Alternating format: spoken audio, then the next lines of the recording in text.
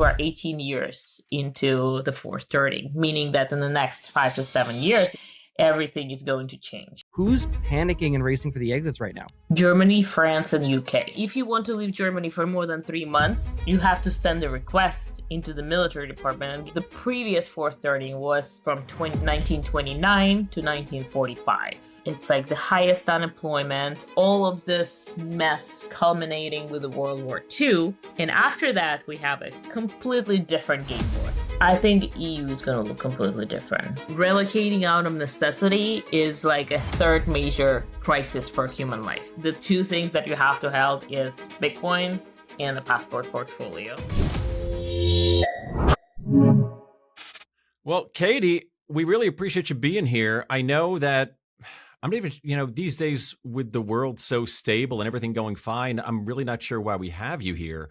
I apologize. Watching any good movies lately? Yeah, waste of time. What a waste of time with the geopolitical crisis hitting literally every continent of the world right now. Not sure why people would want to hear about optionality when it comes to jurisdictional arbitrage.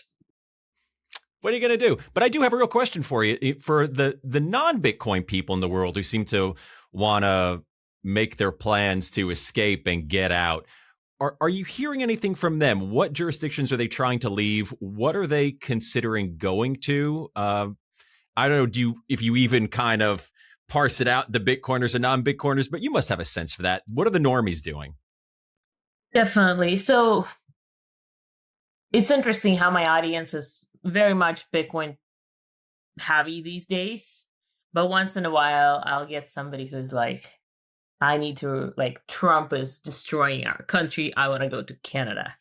Or, what? No, it happens. I mean, yeah, a lot of people are unhappy with what's happening with the US. But when I hear somebody saying, I want to move to Canada, that surprises me for sure. Because I understand why Canadians would stay there still, being settled at home with family nearby, that worth a lot. But moving there actively at this point of time sounds interesting.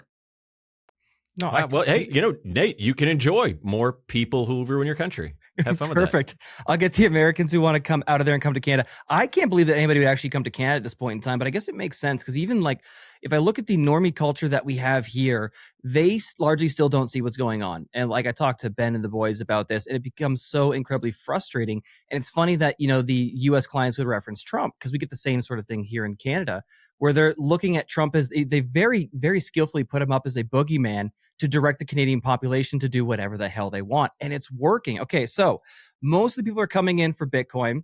We had a few that are trying to escape the US to Canada. I'd rather go the other direction right now. What are the top jurisdictions kind of overall that you're seeing that are really causing alarm for people, that they're at the point now where they need to reach out, start to make plans, figure out how they're going to get out? Yeah, well, a few things that have changed over the last year or so since we last talked.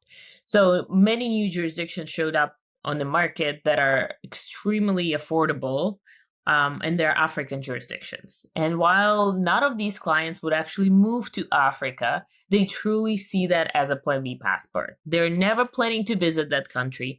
They're just getting the second set of documents in case something like military conscription starts in their home country. So they just want a second set of documents to be able to cross borders when some 3-letter agency revokes their passport. And those we're talking like $100,000 for a family of 4, and all of you get a passport. So it's like way more affordable than anything else on the market. It's countries like Sierra Leone, Sao Tome, Botswana is coming out too. So wait, Sierra Leone, the movie that inspired Blood Diamond, or the country that inspired the movie Blood Diamond. That's the country where people want to go. Well, they don't actually go there. They just want to have that affordable passport from there. What worlds are we living in? Because I grew up in the 80s where we just thought of Africa as like, oh, it's just Live Aid. Everybody's poor and they desperately need our help. And this is never a place you want to go. And now I guess we live in a bit of a topsy-turvy world. This is Sierra Leone and a couple other places you mentioned. I would never in my life have thought of these to be attractive places to live. Well, see it from a different perspective. Is your country a major player in the world geopolitics? Yes. What if you had a passport from somebody from a country that nobody's gonna really care about when you cross borders? Yes. You cross a border with like Sao Tome passport. Nobody really ever heard about this country. You don't seem like a threat. You're fine. So yeah, that's the logic behind it. Obviously, nobody's yet moving to Africa. I think we are a few decades away from them becoming a major player in world trade and geopolitics. So that's one. Obviously, Latin America is still booming. Yes, there was some internal crisis in Mexico, Venezuela, but that's been going on for years. And but the rest of the continent is doing pretty well. Expats are loving it. Great weather, same time zone as the rest of America, so pretty solid option for specifically relocation. So we're still looking a lot at this region. Well, I have heard that argument you've made from a couple other people about wanting to go to some place that nobody's paying attention to. So yeah, we don't care about that country. They're kind of off the grid. They're not between the major players here. And I've thought about it personally for me, for my kids especially, because their background, there's Egyptian on my father's side and also Polish and Russian on my mother's side, but that's several generations gone. I'm never going to be able to get a passport for that. But my dad, he actually is from Egypt. I thought about Egypt and I'm like, no, that's going to be like, World War III Central for the coming religious war. Like, I don't need my kids there. But on their mother's side, it's Cambodian. And I thought, well, that seems out of the way. Is that maybe a place that just nobody's going to give a crap about them and they can go hide? I'm really glad you brought that up because I have a mission to tell everybody. If you are eligible for any second, third, fourth passport, you should most likely get it. Because if Egypt becomes part of the geopolitical crisis, you are not there. The military requirements are usually residency based. So a second passport is still a second passport. You don't have to use it at the time. You just put it in a safe. You make sure that this nationality keeps running in your family, in your lineage. You keep this optionality going for your kids and their kids. So if you can put your hands on Egyptian, Cambodian, and Polish passport, you should totally do that. How far back is Polish? The Polish are my great grandparents, and the Russian, the same thing. That's not going to fly. It's too far removed. I don't even have any documents. Well, we're the one finding your documents, so you don't have to really deal with that. We're pretty much serious. But they were Jews. I think you burned the documents. Yeah, it's a good point. No, it's true. So we do a lot of citizenship by descent. We do a lot of genealogical research and then actually finding those documents to confirm that they were born or residing in the country at the time.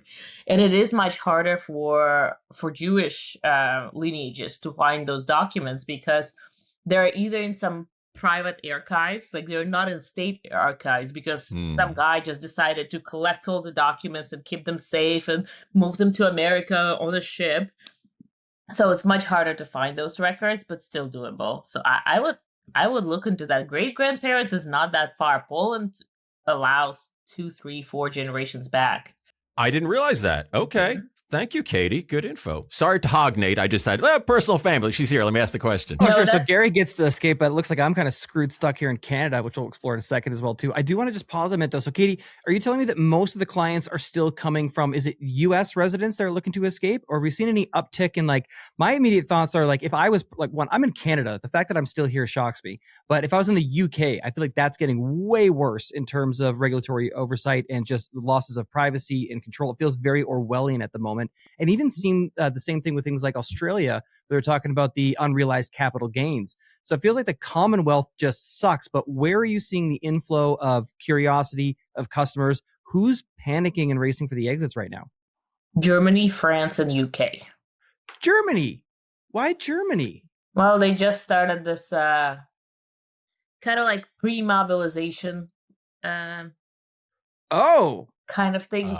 Okay, so basically they said every male citizen between ages 17 and 45 must go through the medical testing questionnaire to determine how fit they are for the military. And that's Nathan, I've seen this movie before. exactly. So they do that, and then like that's a first step. And then if you want to leave Germany for more than 3 months, you have to send a request into the military department and get an approval for your trip. Whoa. And it's like, why do I have to ask if I have to leave the country for more than 3 months? That sounds pretty weird. I don't think many people actually do that, but it is a requirement. Eesh. That's very concerning because, yeah, we're seeing little hints of the draft because I forgot about that one. You're absolutely right. There's the U.S. They're talking about it as well, too. I feel there's a concern for draft again in the U.S. And I'm even just trying to wrap my head around. Do you have any thoughts on why Germany is doing this at this point in time? I don't see a ground invasion on Germany, but I'm not sure what I'm necessarily missing from the geopolitical chessboard. Well, just to give you an idea, like Latvia, Lithuania, and Estonia are convinced that Russia is about to attack them. Okay.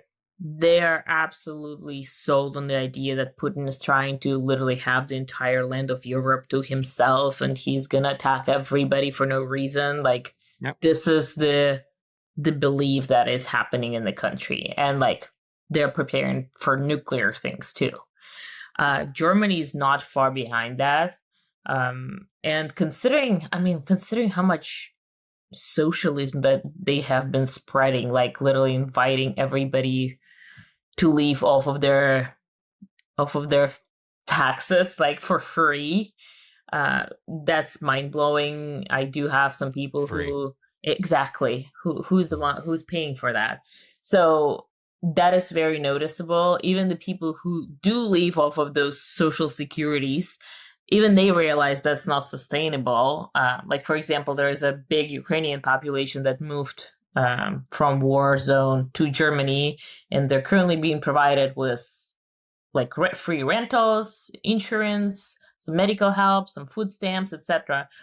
But they're from like Soviet country, right? Like they've seen socialism before, and they're sitting there getting all these benefits and realizing like this is going to be a disaster. They know where it leads to. So yeah, that's happening in Germany. That's people starting to wake up. And there's been a lot of propaganda, and Lena Sish who lives in El Salvador right now, she talks really well about it, how few German generations have been raised on the fact that they were the bad guys, and they were behind the World War II, and now they have to be apologetic about everything, and they have to help every victim in the world to kind of redeem themselves. And it's like, this generation was not involved in the World War II. They do not have to apologize. Like this does not run in your blood. You don't have to. So that's basically how they've been raised. That's what they know. They still want to save everybody because they feel guilty, and this guilt is running out, thankfully, and people are starting to wake up and realize that they're destroying their own country. It's this suicidal empathy, right? It's this idea of suicidal empathy. It's too bad we don't have like a Russian on the call to maybe ask their thoughts on whether or not Russia would potentially do this. Do you have any communication still home? Do you share that view that Putin is looking to be expanded? I'd be remiss if I asked. I'd be remiss if I didn't ask. I mean, I obviously don't have a crystal ball, and I'm not as caught up on Russian politics these days as you would expect, but I do not see why in the world Putin would be interested in Latvia, Lithuania, and Estonia. I mean, we had them before. It's old news. No, I completely agree. Like, I think that the war in Ukraine just centers around NATO expansion. I don't see him as necessarily looking to take over Europe, but it's, if nothing else, it's a powerful narrative that they can use to drive any sort of social or regulatory policies that they want to have in those regions. So I'm with you. I'm kind of naturally skeptic, but not necessarily well versed on it. So then taking a quick look. So Germany, very interesting. Didn't expect to see that come up on the list. The UK and France, I necessarily would have, is either what's going on for the people in the UK and France that they're looking to get out. And I'm wondering if any of it has to do with social unrest as well, too, because that's what I view as maybe more the larger risk on the horizon, is not necessarily even these geopolitical conflicts, but like the resulting social unrest you might have at home from higher food prices, from declining economic activity, these sort of things, and populism. Well, in the UK, it doesn't feel like it feels like people just leave. That's it. Like those unhappy just leave, and the rest is just suck it up and think that that's fine. In France, I tend to realize these days that the generational psychology plays a big role. Like, there's a reason we have this feeling of belonging to a certain culture that runs with us. So French are naturally into protests. Like, that's been centuries and centuries of that. Yeah. And it still runs in their blood. So I do expect some social unrest in France taking place soon enough. I was thinking, if the Olympics, they had Olympics a few years ago, that actual Olympic Games hosted in your country keeps the morale up for sure. Like, it gives people excitement. They see money flowing in. After Olympics, there's this high because everybody made money off of all those tourists. So many new things gotten built. So many things gotten cleaned up. So there's this high that they've been riding. And usually it's like 2-3 years post-Olympics when it's like, whoa, we are dipping again. So the bear market is happening, and I think it might trigger some social unrest soon. So, Katie, just taking notes. We want circuses along with the bread. That's right. Gotcha. Okay. No, down there. And we're having Olympics in a couple of years in the U.S. In LA. Yay! Very Yay! Lots of money built on stadiums that'll never be used again. Cool. All right. Go for it, Katie. Yeah, I guess I'm wondering, and I guess I got two things. And Nathan, I was wondering, you brought up why they'd be coming back, in Germany, why they're talking about militarization. I mean, I would assume some of it has to do with the threat for America to leave NATO, and a lot of these countries feeling like, well, we gotta take care of ourselves here. I think I saw Japan making some sort of alliance with Germany recently. I was like, oh, everything old is new again. So I assume, does that have anything to do with it, Katie? Are you hearing anything from people in those countries thinking, well, America's not going to defend us anymore, and now there's threats to us? I'm sure there is a better person to comment on that. All my feels on geopolitics I get from my clients. So I jump on this one-on-one calls and I hear it from people. So like this further macro alignments and what's going on in the chessboard. Like, I keep track of it somewhat by going through Twitter feed. I absolutely stay away from traditional mainstream news, so I can't comment on that at all. All I do is just talk to people on the ground and see why they want to escape and what's their feeling about the country. So not sure what's happening on a larger game board. When I first got into Bitcoin, I was overwhelmed. The jargon, the security risks, the fear that one mistake could cost everything. I remember staring at my screen and wondering, are my keys safe? Did I do this right? That experience is why I started BTC Sessions.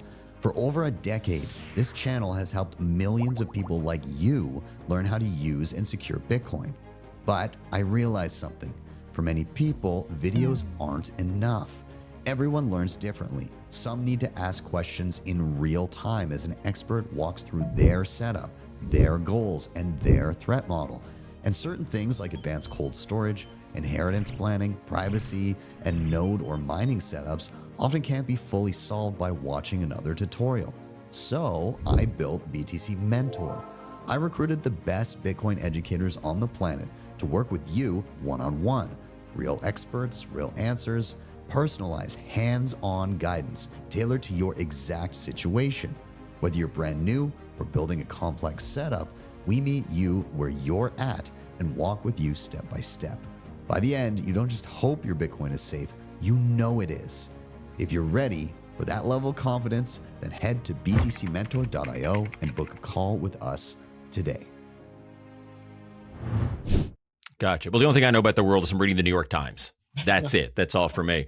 But I do have a larger question. We've talked about how much the world is shifting, and it's definitely not this unipolar world post-Cold War where, America sets that board and everybody just kind of stays in their place. So, we've talked before about, hey, maybe wanting to go to El Salvador or any other number of countries that seemed very appealing to Bitcoiners.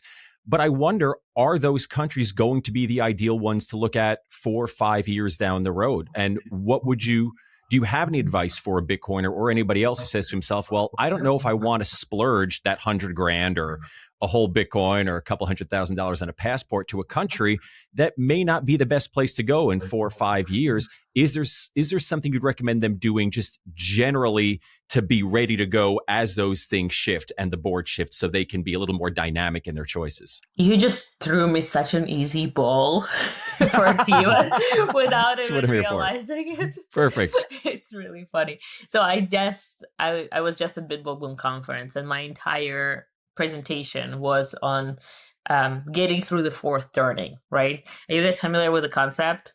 Yes, but just in case, can you give us a quick rundown for the audience as well? Yeah, so the basic idea is history moves in cycles. Usually it's around 80 to 100, 105 years that takes the entire cycle. And the cycle is separated in 4 stages. The high, think about 1950s America. Mm-hmm. So institutions are strong. The global reserve is in US dollars. Employments are very low. There's this unity between people. There's like very common enemy, the Soviets, right? Mm-hmm. So it's like this United States of America. Funny. Very good financially, etc. Then there is awakening, when people start questioning things. Is everything actually the way we think it is? Then there's unraveling. That's where the media starts going different directions. That's where we're getting into our own tribes, getting further and further from the center of the politics. The institutions are losing their power. The money, the inflation is rising. And then there's the crisis, aka the fourth turning. And this fourth turning usually takes about 25 years. So the previous fourth turning was from 1929 to 1945. And if you look at these times, it's like the highest unemployment, like all of this mess culminating with the World War II. And after that, we have a completely different game board. Like everything changed over the last 5-7 years of the culmination of this fourth turning. And well, guess what? The last fourth turning, the current one, started in 2008. This is kind of agreed upon that in 2008, we started this process, just like in 1929 with the financial crisis. Here we are again.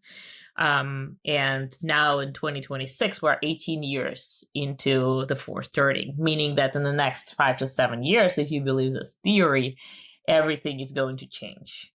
So let's think who did well through the previous fourth turning. People who held gold, people who held money outside of government control, right? Because you look at many European countries, any government promises got wiped out right there very quickly. So you had to hold asset outside of government control or not attached to the government currency. And you had to have access to a safe jurisdiction. You had to have optionality. You have to have sovereignty of your assets and sovereignty of your geographical location. So fast forward 100 years later, the 2 things that you have to hold is Bitcoin and a passport portfolio, or at least a jurisdiction outside of the current geopolitical mess that you might be able to call home if you have to. So this is basically, I think, where we stand. And obviously, not a single one of us can guess who's going to be on top 7 years from now. We can somewhat try and predict. We can see the directions and trends. But again, those last 5-7 years of the fourth turning usually are absolute mess. And it's hard to see through this crisis. So the best you can do is hold Bitcoin in self-custody and, try to stack some flags. Get second passport, get a residency outside of your home country, build a tribe somewhere where you think it's going to be safe, have a bug out home. So all these things are really important to do. Makes sense. Thanks, Katie. And again, just Gary, like you mentioned, You might not be interested in Egypt today. 7 years from now, you don't know who's going to be on top. You don't know if your ability to claim that citizenship is still going to be intact. The borders might be completely redrawn. I mean, I might sound really pessimistic if we talk about redrawing the borders, but still, if we are talking about preparing for a big world crisis, this should be on your mind. Well, yeah, the borders could be very different. Maybe if I get an Egyptian passport in 7 years, I'll be sitting in Greater Israel. So, yay! There you go. You're not wrong, Gary. But even on that note, too, even for me, from a non-pessimistic standpoint, like that lines up with my hopes and thoughts about Alberta, right? That Canada's borders very well could be redrawn here. That's not outside the realm of possibility. We're making attempts to do so, and who knows where else may kind of come into play. I do want to dive more into like where Bitcoiners are congregating right now for that aspect of community. But I did want to briefly touch on. I'm curious your thoughts at the moment on Dubai, because when we're talking about places to escape from, my understanding, and it could be wrong, is that like a lot of I think Europe and UK has gone to Dubai for favorable tax reasons over the years. But of course, right now, I saw a chart of the Dubai real estate, not looking so great. Makes sense with all the conflict going on over there. So that just speaks to that idea that where you go may be good today, but might not necessarily be the best optionality in the future. Any thoughts currently on areas like Dubai? Yeah, Dubai was definitely a hot spot for both single successful entrepreneurs and families because it was very safe for a very long time. Right now, people are not that bullish, but the life on the ground has not changed much as of yet.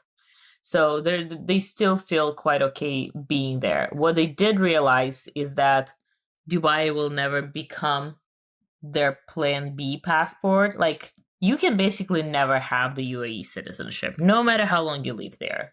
There are a few exceptions, like Pavel Durov, the Telegram founder, but it would have to be a really significant contribution financial. You also would have to switch to their religion if you're not Muslim, and like basically impossible. Just let's get it there. Basically impossible for anybody to actually get naturalized and become a citizen of UAE. So what we see from those who just relocated there and been living on temporary permanent residencies is that they realize, okay, I still want to stay here, but what I do need is a citizenship from a jurisdiction that still has low taxes, that is going to be my plan B option, so I don't have to go back to my socialist country if something happens in Dubai. So that's what we see within our clientele. Beautiful. All right. So switching gears a little bit directly to the Bitcoiner perspective, the Bitcoiner avenue, where in the world, and we can kind of talk about maybe the pros and cons of each as we go through the list, but where in the world are Bitcoiners relocating? And the reason I'm asking this is, one, because people are directly asking me, which is interesting, as well as if I want to consider getting out. I think that community aspect is incredibly important, especially if like I think my son is 5th generation Calgarian. So like I've never been anywhere else in the world. And so I'm always apprehensive about like actually pulling up roots and going somewhere new. It would be nice to have that cohesive tribe where I already know that we're aligned in values and kind of perspective. Yeah, and I think this is very right approach. Like, staying in your place of residence where you really like your lifestyle and you feel that you belong is a great idea. Like, I have 3 kids. We're quite rooted here. We have grandparents in walkable distance from us. Like, this works. It's very convenient, comfortable. We're thriving here as a family. But we have a couple spots that are plan B options for us where we still love the people, love the lifestyle, love the culture, etc. So obviously El Salvador still comes to mind first. This is still the destination, and you can find any sort of lifestyle there. I've recently posted a really big article covering like transportation, education, medical system of El Salvador, specifically for families, not for, because there are a lot of single Bitcoiners who just move to El Salvador because why not? But when you're moving with kids or elderly parents, your considerations might be a little different. So I wrote the article from that perspective. And El Salvador is becoming more and more convenient for families. They actually have pretty good options for private schooling for like pennies on a dollar compared to United States of Canada. It's something like $6,000 a year for American or British or French or German private schools. So you have options there. Yeah. You can find the beach lifestyle there with surfing every day. You have this golf courses with a private gated community for like luxury living. There's a big city with lots of traffic and lots of opportunities. So El Salvador being this small country, but making such huge swings in policy to attract Bitcoiners, it's working, and people really do like their life there. Costa Rica is definitely the destination. We'll see how things go in Argentina. Everybody is very curious and bullish in theory on how things are going to turn out in Argentina. So, but nobody's really pulling the trigger yet. Everybody's like waiting to see if it sticks. So that's what I see. Interesting. All right. So going through kind of one at a time, if I'm a Bitcoiner in the US or in Canada, what do I have to do? How do I get to El Salvador? How do I make that work? That's what my advice in the article was book a 6-week trip. Yep. Because 6 weeks is not a vacation. It's a temporary relocation. You actually have to build out routines and figure out how this would potentially work if you were to stay. So 6 weeks is this threshold that I really like for pre-relocation trip. It will allow you to do all the necessary research, try out different areas, figure out your diet, figure out your play dates and all these things. That would be my advice. And then from there, like 6 weeks, it still doesn't require you to have any sort of immigration program going on. You can just be on a tourist visa for 90 days. So from there, you will be able to decide which immigration program works out for you. Are you just wanting a passport in case you need it? Or do you actually decide that you're going to get the residency, which El Salvador just changed the policy. So now in order to keep your residency running, all you have to do is spend 3 months a year there. So you get that residency, you come here as how do they call them? Something birds? Snowbirds. Snowbirds, yeah. You just come there during the winter or, I don't know, whenever.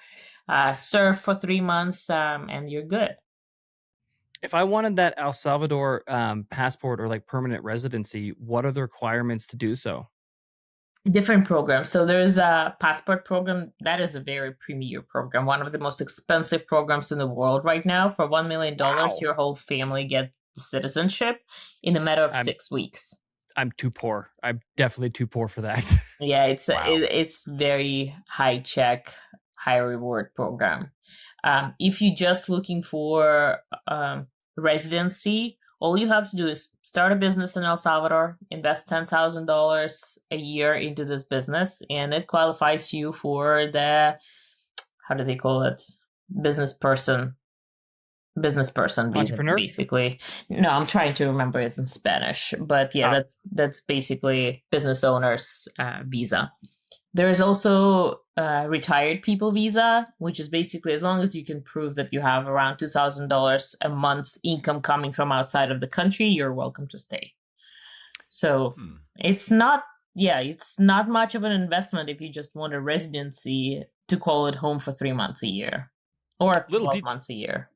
Little detail on the business, and if you don't know the specifics of this, I'm not trying to put you on the spot, Katie, but in their requirements for starting a business there, and like you said, invest $10,000 a year, is it required to be a profitable business? Are there any restrictions on the type of business? Like, can I go down to El Salvador and start my OnlyFans site? Like, what are we doing?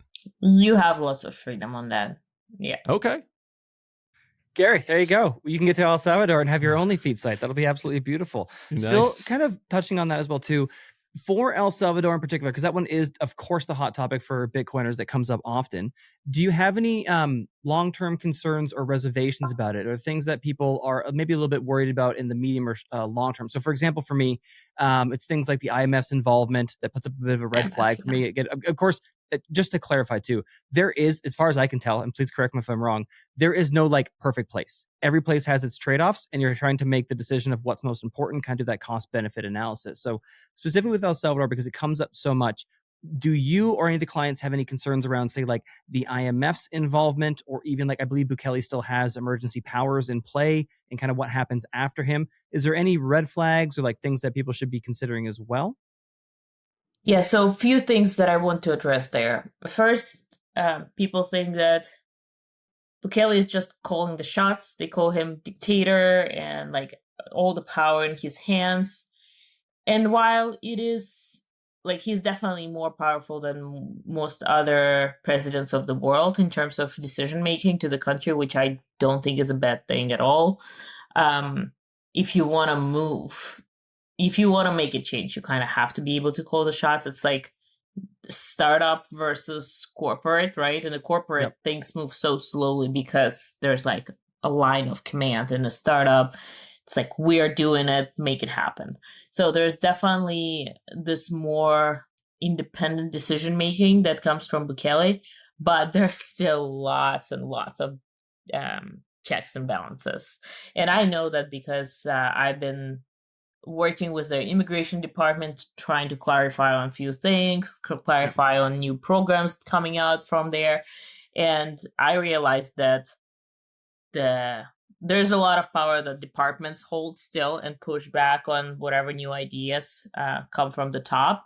So yeah, the checks and balances are in place. So I don't think it's going to be like he's going rogue and turning everything. I don't know.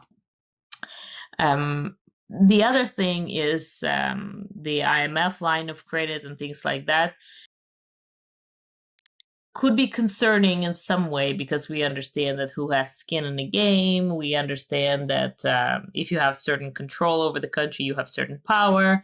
But at the same time, sometimes you have to like not look at this precise details and look at the country's trajectory overall, because you are trying to predict how your lifestyle is going to change in the next 10 years. You're trying to predict how your kids' high school time is going to play out. And for that, you need to look at the bigger picture and see how things are changing. And that is an incredibly upward trajectory for El Salvador right now. Me coming there every year, just seeing the change, that looks very promising. My parents visited for 6 weeks with us last year. They're obsessed. They're totally coming back this year for longer. And they've seen a lot of the world. They've traveled a lot, and they're like, so far, this is our literally favorite trip of our entire life. Oh, wow. Okay. Yeah. That's beautiful. That's good to know. And then just kind of a little curiosity on that too. In terms of where, like, again, if I want to get into that Bitcoin ecosystem, are most people just like San Salvador, or where do you find people kind of congregating? There's San Salvador. There is this suburban city called, oh, now I'm blanking. I want to say Zapopan, but that's in Mexico, actually. Zaragoza. Zaragoza is a suburban city, 20 minutes from San Salvador. And there's a big gated community with really luxurious lifestyle. It was like restaurants and golf courts and tennis courts, pickleball, paddle, whatever fake tennis you play. There's everything for you. Very good for kids too. So there's a big Bitcoin community in that city. And then the beach towns, El Zonte, El Tunco, pretty awesome. CoinKite has been in the game for years, creating hands down the best and most secure hardware when it comes to securing your Bitcoin.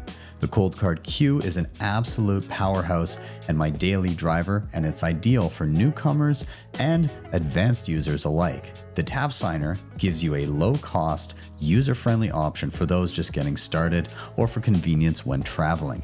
You can head to coinkite.com and use code BTC Sessions for discounts, or simply scan the QR code on the screen to get started right away. One company I like pointing people to when they ask about Bitcoin mining is Abundant Mines. They were founded by Bo and Christine Turner after losing over $500,000 to broken promises in the mining industry. And they built their hosting model to remove the usual headaches. With Abundant Mines, you own your machines and keep 100% of the Bitcoin you mine. There's no revenue share, no hidden skims. Pricing is simple. One flat monthly fee covers power, parts, labor, and repairs. They also guarantee uptime. If a machine goes down, their hash rate redirect system routes hash power from their fleet so earnings don't just stop, and every machine is insured at full replacement value. Everything is hosted in the US, powered by Hydro, and mining equipment may qualify for 100% year one bonus depreciation. Learn more at abundantmines.com/sessions.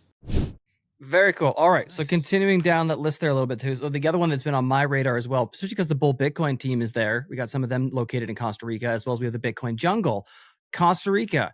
If I want to do residency, if I want to get a passport to Costa Rica, citizenship, what are the paths for that? What kind of is available to us? Is it just as expensive as El Salvador? Do I need $1 million that I don't have? No, if you just want to relocate to anywhere in Latin America, it's very cheap. So relocating to El Salvador is cheap. Relocating to Costa Rica being lifestyle being the most expensive in Latin America, but Really? the resident, it's one of Interesting. maybe, I don't know, Chile, but Costa Rica is definitely on the more expensive side. I recently met this couple they were from Guatemala. And they were telling me there is this joke that Central America is a broken family. It's like a toxic family. And they had a role assigned for everybody. How like El Salvador is an uncle, Wisconsin, something. Well, it's an old joke.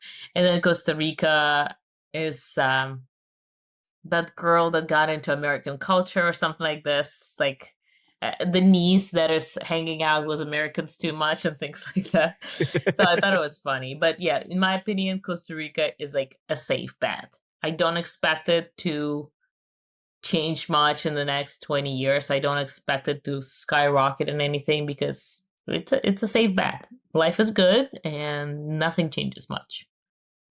I like that. There's that element of disability. Sorry, Gary, go ahead. No, not a problem. Speaking of safe bets, it brings me back to the point you made earlier about how some people are looking into some countries in Africa. And you mentioned Sierra Leone. And forgive me, I don't remember the other two that you mentioned, but I don't want to put you in the prediction business because, like you said, it's so difficult to see if we do subscribe to this fourth turning idea, how it's going to end in 5 to 7 years, how the chessboard is going to look around the world. But are there any countries that you're seeing today which may not be ideal places to go today, but maybe you're seeing a kind of a seed, an inkling that maybe in 5-7 years, these might be worthwhile places to consider? Poland, Czech Republic, Interesting. Slovenia. Yeah, those countries on the eastern side of EU that also had experience with socialism prior. They're the ones that getting out of this fourth turning definitely before countries like Portugal and Germany, etc. Poland is currently doing pretty well, and there is this this belief that the EU is going to start closing the internal borders because right now, as a EU resident, you can travel across without problems, right? Yep. Well, now some countries have immigration policy that allows everybody to come in, while others are pretty conservative with their immigration policies. But if you have open borders, that doesn't really matter. It's like the water between two containers will always equalize at some point. So I think it might happen sooner rather than later. I do expect EU to potentially not exist in a form and shape it is now about 9 years from now. Oh, okay. I've been sticking with my prediction because I called the year, and I should stick with that to see if it actually realizes.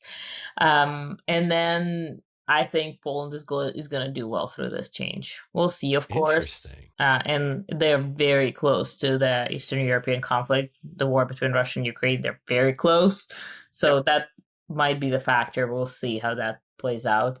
But currently, they're doing really well. In this thesis, do you think Poland's going to leave the EU? Because my understanding would be like they were going to suffer the same sort of problems, just like you said, if they're still part of that system. I think EU is going to look completely different. So I think the unions, the partnerships are going to change, and there will be new partnership. Like if you look at the last fourth turning, the new institutions were formed over the last 5-7 years. So the IMF, the UN, that actually all came out from the crisis. So I think the new alignments are going to start happening over the next 7 years. And the reason I brought up specifically Czech Republic and Poland is those are the most the ones that you wouldn't guess. So like if I say El Salvador or Paraguay or Argentina, that's kind of like, yeah, everybody's looking at those. But the ones that I think might do really well and nobody really watches them necessarily, that would be Poland. Well, then let me flip it on you, Katie. And again, I know you're not in the prediction business, but you said a lot of those changes in the past fourth turning happened over the past the last 5 to 7 years of it. Are there places that look relatively safe and okay now, which you might consider, well, maybe after this is all over, they may not be as safe as we currently envision them? Well, it depends on what we call safe. So are we talking about internal, like a civil unrest, or are we talking about geopolitical unrest? Because civil unrest is definitely, I mean, during the crisis, civil unrest is very often happening all over the world. Like the money changing pockets, those with capital lose the capital. They can't get used to this new format of living. So yeah, the civil unrest is going to happen in a lot of places that kind of change over the next 7 years. The geopolitics, well, we are in such a different world now from the last fourth turning. The wars are digital and technological, and I mean, how do you call bio whatever a weaponry, like all that stuff? Like we're getting sicker by the day in some ways, so that's another thing to look into. Yeah, we'll see how that plays out. In terms of global geopolitics, I don't know who else is going to get involved in those conflicts. It looks pretty pessimistic already. Gotcha. I guess what about on the financial side? Countries that seem relatively free economically now, maybe in 5-7 years, not as much? Yeah, so here we need to look into, okay, who has resources, who is involved in trade, but then on the other side, who is involved in the trade between residents, right? Who is attracting people with capital? And we talked about sovereign individual before. It's like, which country is going to be on top?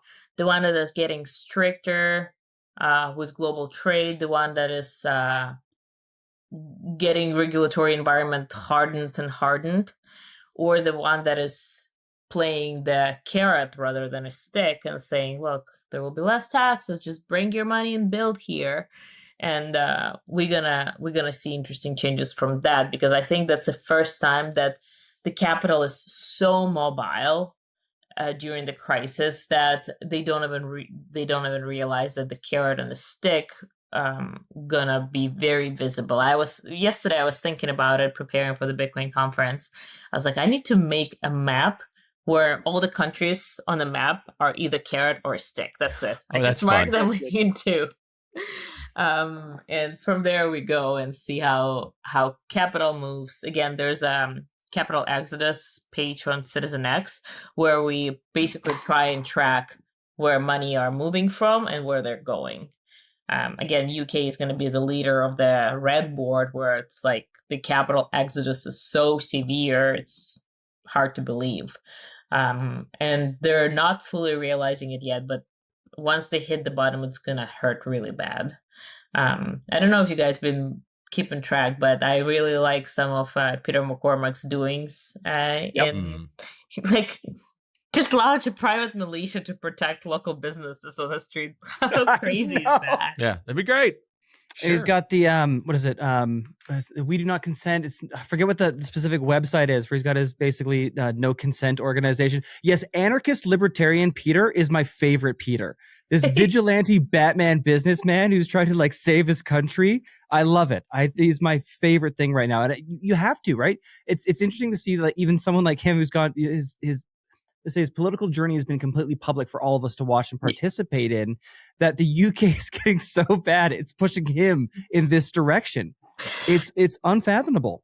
It's literally the meme, who radicalized you? Yes. It completely is. You know, it's interesting. I'm getting this vision now of like your carrot and stick board. I almost I'll get Claude or somebody to do it. I almost want to have like a topological map of where capital is flowing, because you could almost see like the gravity pools pulling it in, right? You have that kind of depth to it and see where it's going to move. I did want to talk about one, the other country I was kind of curious about. I'm still optimistic that Serbia will be a monarchy again. And then I've got an inside there so that I can hopefully move to Serbia. I did want to question, right? Super bullish on Serbian monarchies. I'd love to see that again. Argentina. Are you Orthodox yet? I'll have to be. I'll be fine with that. Yeah.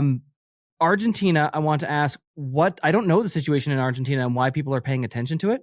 And then the other one I wanted to quickly touch on as well is just New Zealand, because not for Bitcoiners, but I don't know if it was like just for getting out of like nuclear threat or what the reason is, but I've heard wealthy people going to New Zealand as another country that was being flagged. But for me, even just on a political standpoint, I don't think I'd be any happier there than in Canada. Yeah, I know. I think that's New Zealand is in their own bubble in some ways. And yeah, and the nuclear, definitely, if you look at the nuclear reach map, the New Zealand is just hanging out there eating popcorn while we all getting blown up. Okay, so that is why. Yeah, that's probably the case. But yeah, my clientele is not going to New Zealand. I know that there are some businesses like CitizenX on the other side of political spectrum, and they help people move to New Zealand and Canada. Specifically, that's like their business model. Serbia, you mentioned something else. Oh, Argentina. Well, Milei was the new president. People liked what he had to say.